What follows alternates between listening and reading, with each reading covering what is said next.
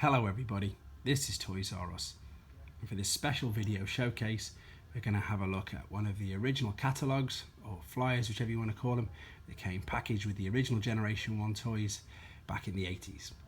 What I'm going to do with this video, we're going to have a quick look over all the toys that it's advertising, because it's got some really cool toys from the Generation 1 toy line, and I've also picked up a few mistakes on the other side, the Decepticon ones, so we'll have a look at all that as we go through it. I've decided to do a couple of these videos because they seem to go down quite well. Some people, as I say, didn't ever own Generation 1 when they were younger, so it's nice for them to see them. And in honesty, with this particular flyer myself, I don't remember seeing it much as a child either, so that's one of the main reasons I've decided to pick this.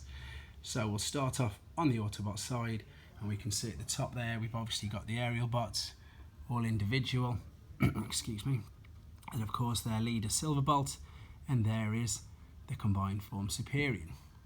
We've also got the protector bots below. Let me just see if I can shift a bit of the glare. Yeah, there we go. So we've got all the protector bots along there. They all look the same, no real differences there. Hotspot, they've done something rather strange with his legs by the look of that. That's how you do his legs if he's going to be defensor, so maybe there is a little defense. Sorry, a little mistake. There's defensor combined, obviously. And then coming down, we've got the Technobots and Scattershot, and we've got Computron. What I've noticed there is obviously none of the third modes for any of the leaders is being advertised, but they all had a third mode, or as I say, a little base, or in Scattershot's case, he obviously wasn't a base, but he did have a third mode.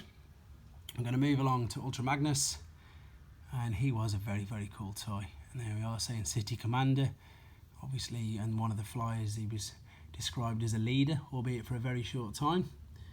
Moving down to Metroplex, obviously we've got the battle mode, the robot mode, and the battle station mode, and that's just the standard Metroplex there. Or is it? It's got the chrome hips by the looks of it, so they don't look like stickers, so maybe that's the other variant. Moving over to the Throttlebots, I've done a couple of videos on these individually. They're quite cool with their little gimmick, obviously not the greatest transformation and articulation in them at all, but there's all 6 of them.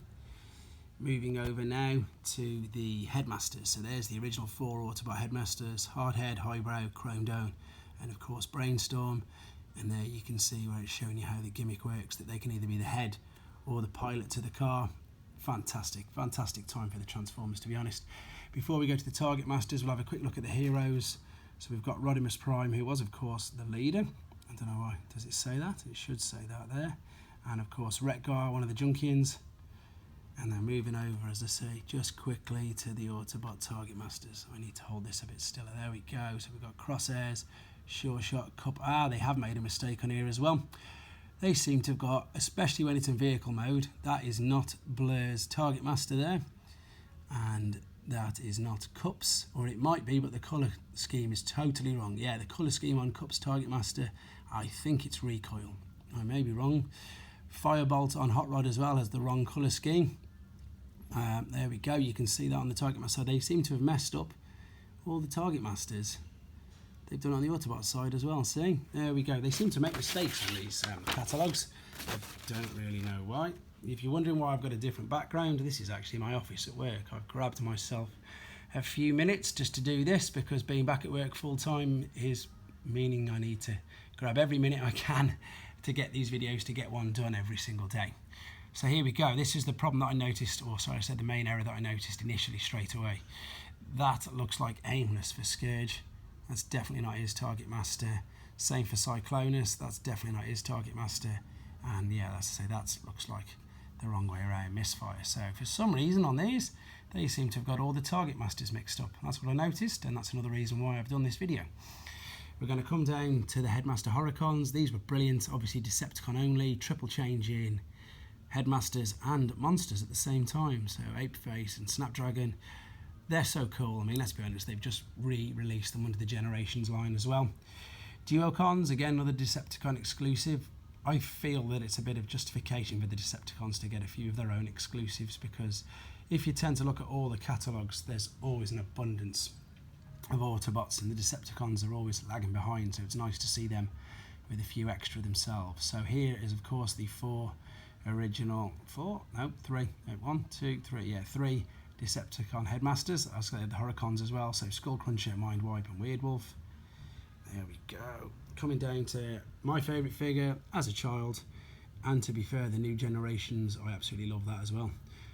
One thing I've noticed already looking at that with Scorponok is for some reason in his Scorpion mode he hasn't got the guns on the top of his shoulders, which he should have. No reason for him not to have it, but he hasn't. So yeah, my favourite figure there. And of course, evening things out, we've got the combiners. So we've got the Stunticons there with Motormaster, and again they've put his legs as if he was going to be combined to Menasor. His legs, I've never seen him displayed, as I say, with legs like that. I could be totally wrong, but I probably believe it's whoever's made this catalogue, to be honest, as obviously we've just found quite a few errors already. There's the Combaticons, and of course the very, very popular Bruticus. Moving down finally to the leader at the time, Decepticons. There we go. Galvatron, you've got all three modes there. And of course, Abominus was released at the same time as Computron, so we've got the Terracons there, Hunger the leader, and ironically enough I don't actually think he's got a third mode. Saying that, there you go. All the other combiner leaders do have, of course, the other mode, but there we go. There's Abominus excuse me, and as I say, there's the Decepticon logo. So I don't think I ever remember seeing this whether it was an American only exclusive, I'm not too sure. I'm sure anybody, well, if you've got the mint and seal box, you're not going to know, are you?